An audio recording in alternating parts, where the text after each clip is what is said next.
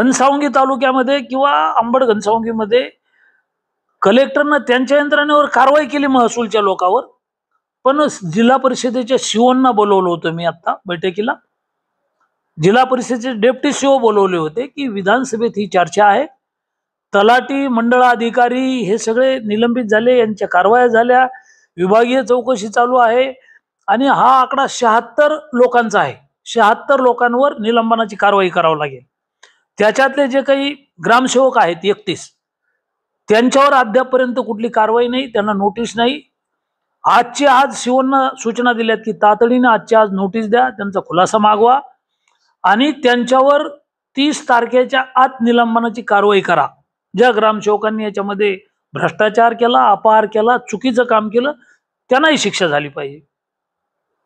कृषी सहाय्यक आज ते जालन्याला नव्हते. मी फोन केला त्यांना की अरे तुम्ही एवढा मोठा घोटाळा झाला, तुमचे कृषी सहाय्यक त्याच्यात अडकलेत, त्यांनी पैसा खाल्ला, लुटले, शासनाला शेतकऱ्याचे पैसे खाल्ले, तुम्ही कुंभकर्णासारखं झोपले.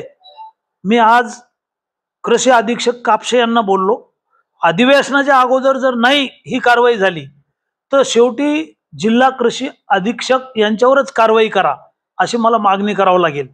मी सीओ कलेक्टरच्या समोर बोललो, सीओनशी हा बोललो विषय की तुम्ही कारवाई नाही केली तर शेवटी सभागृहामध्ये आम्हाला आणावं लागेल आणि ह्या सगळ्या 76 लोकांवर कारवाई झाली पाहिजे. एसडीएम दोषी आहेत, 2 तहसीलदार दोषी आहेत, आपत्ती व्यवस्थापनचे प्रमुख असतात आरडीसी आणि सारी आपत्ती व्यवस्थापनची जबाबदारी असते ती आरडीसी असते आणि आरडीसी अंग काढून घेत आहेत.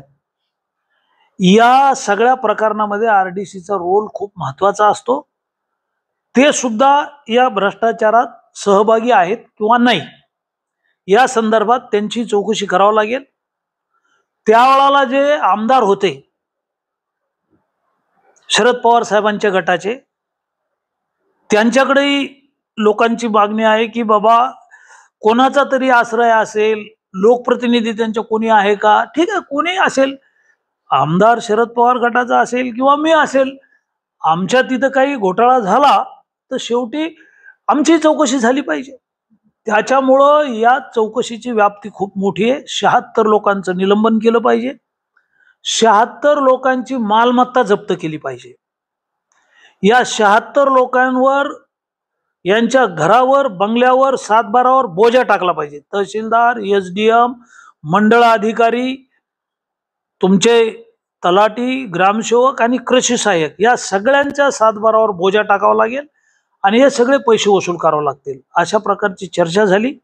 मात्र जिल्हा अधिकाऱ्यांना डायरेक्ट बोजा टाकण्याचे अधिकार नसतात.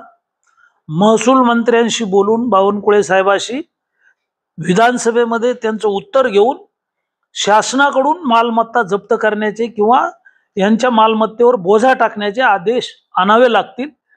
आता जी यांच्या हातातली कारवाई केली ती त्यांनी केलेली आहे.